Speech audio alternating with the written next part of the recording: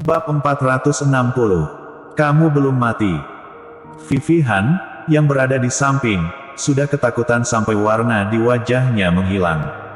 Mulutnya yang kecil sedikit terbuka, matanya dipenuhi kepanikan. Mata Jerry yang juga tampak agak suram, aura yang dilepaskan pria besar dan kokoh ini sangat mencengangkan. Bahkan Suanda Dong yang pernah bertarung dengannya, bukanlah tandingan dari pria besar dan kokoh di depannya ini. Suanda Dong pernah menjadi orang terkuat ketiga di keluarga Huang, dan pria besar dan kokoh di depannya ini tidak sedikit pun lebih lemah dari Suanda Dong. Bukankah itu berarti pria besar dan kokoh itu kemungkinan besar adalah ahli dari 8 keluarga besar kota Yan atau asosiasi bela diri? Selain keluarga Huang dan keluarga Ye, keluarga yang benar-benar memiliki dendam padanya adalah keluarga Yuan, lalu ada asosiasi bela diri. Keluarga Huang baru saja tunduk padanya, dan antara dia dan keluarga Ye, ada semacam perjanjian kerja sama rahasia. Adapun asosiasi bela diri, mereka sangat terkenal dan semuanya mengenakan seragam seni bela diri asosiasi bela diri. Pria kekar di depannya, di sisi lain, tidak mengenakan seragam seni bela diri. Dengan kata lain, dia hanya bisa merupakan ahli dari keluarga Yuan, dan juga memiliki peringkat sangat tinggi dalam keluarga. Enyahlah. Dalam sekejap kilat, pria kekar itu sudah bergegas ke depan Jerry Yang. Jerry yang berteriak dengan marah dan meninju ringan. Boom! Tubuh pria kekar yang bergegas menuju Jerry Yang itu langsung berhenti. Kekuatan yang besar menghantam dadanya dan tubuhnya terbang seperti bola meriam. Vivi Han di samping tercengang, dia tahu bahwa Jerry Yang sangat kuat, tetapi dia belum pernah melihat sisi Jerry yang begitu menakutkan. Dengan satu pukulan, dia mengirim seorang pria kuat dari kota yang terbang sejauh 7 atau 8 meter. Pria kekar itu sangat terkejut saat terkena pukulan Jerry Yang. Sebagai salah satu ahli teratas dari keluarga Yuan, dia adalah orang yang bisa melakukan apapun yang dia inginkan di kota Yan.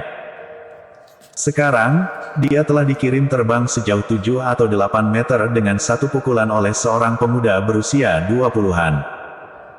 Ahli dengan kekuatan seperti ini adalah orang yang benar-benar berdiri di puncak 8 keluarga besar kota Yan. Apakah dia akan biasa saja? Dia tidak lain adalah Heta, ahli di samping Denny Yuan, yang datang atas kemauannya sendiri untuk membunuh Jerry Yang. Hanya pada saat inilah Heta tahu bahwa tuannya tidak tahu apa-apa tentang Jerry Yang, mungkin hanya secara dangkal. Lebih baik bagi Denny Yuan untuk tidak memprovokasi orang seperti itu. Jika tidak, dia pasti akan terbunuh. Kembalilah dan beritahu Denny Yuan bahwa jika dia berani macam-macam denganku lagi, bahkan jika dia adalah pewaris keluarga Yuan, aku tidak akan ragu untuk membunuhnya. Saat Heta terkejut dalam hatinya, Jerry yang sudah berjalan di depannya, menatapnya dari posisi tinggi dan berkata. Tatapan dingin di matanya seperti sedang melihat orang mati. Heta bahkan lebih terkejut lagi bahwa Jerry yang tahu bahwa dia dikirim oleh Denny Yuan.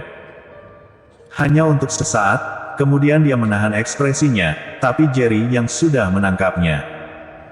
Jerry yang hanya menguji, tetapi dia tidak menyangka bahwa orang ini benar-benar dikirim oleh Denny Yuan. Niat membunuh di wajahnya menjadi lebih kuat. Menyadari bahwa dia telah diekspos, Heta menyesal di dalam hati, tetapi sudah terlambat untuk menyesal. Dia diam-diam bangkit dari tanah, menatap Jerry yang dalam-dalam, lalu berbalik dan pergi. Dia baru saja mengambil beberapa langkah ketika ekspresi tekad tiba-tiba muncul di matanya. Dia tiba-tiba menginjak kakinya dan kemudian tubuhnya berubah menjadi bayangan.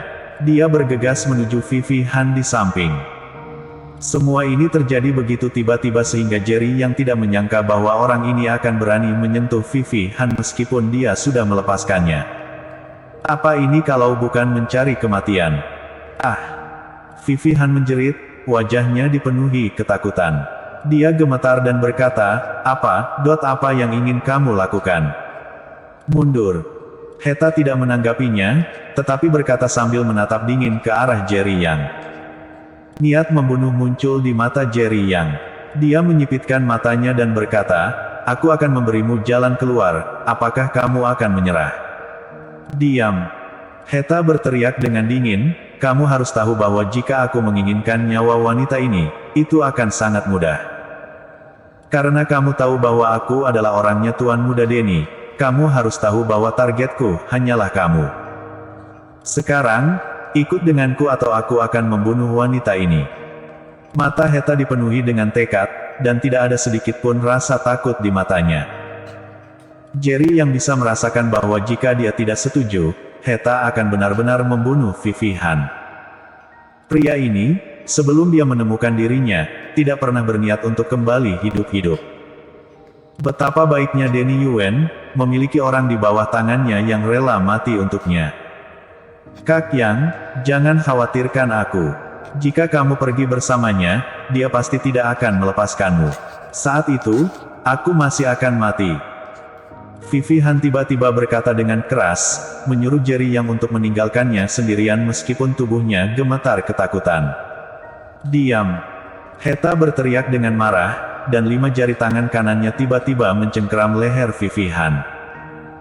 Suara Vivi Han segera menghilang dan wajahnya dipenuhi dengan rasa sakit, tetapi tidak ada sedikit pun rasa takut di matanya.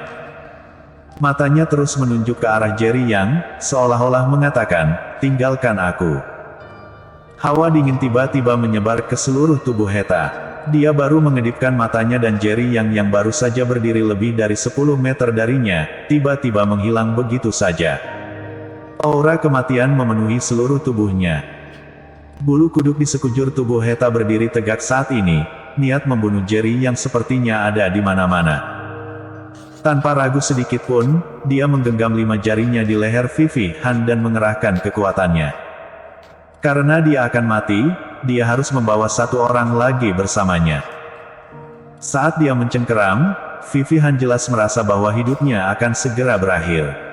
Pada saat itu, banyak gambar muncul di benaknya. Hanya pada saat kematian sudah dekat, dia menyadari betapa dia tidak ingin meninggalkan dunia ini.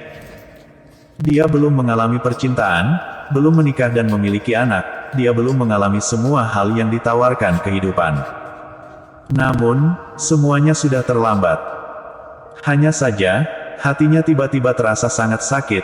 Apakah Jerry yang lebih memilih membiarkannya mati daripada berkompromi dan mengikuti pria kekar ini? Meskipun dia juga mengerti bahwa begitu Jerry yang benar-benar berkompromi, Jerry yang hanya akan memiliki 1 jalan, yaitu kematian. Namun, saat ini, hatinya masih dipenuhi dengan kekecewaan. Dia memejamkan mata, dan air mata menetes dari sudut matanya. Krak! Tepat pada saat ini, suara tulang patah yang jelas tiba-tiba terdengar. Leherku patah, apakah aku mati? Kenapa tidak sakit sama sekali? Mungkinkah orang tidak merasakan sakit saat mati? Mata Vivi Han yang tertutup rapat tidak berani terbuka. Dia terus bertanya di dalam hatinya. Vivi, apakah kamu baik-baik saja? Tiba-tiba, sebuah suara yang tidak asing terdengar di telinganya.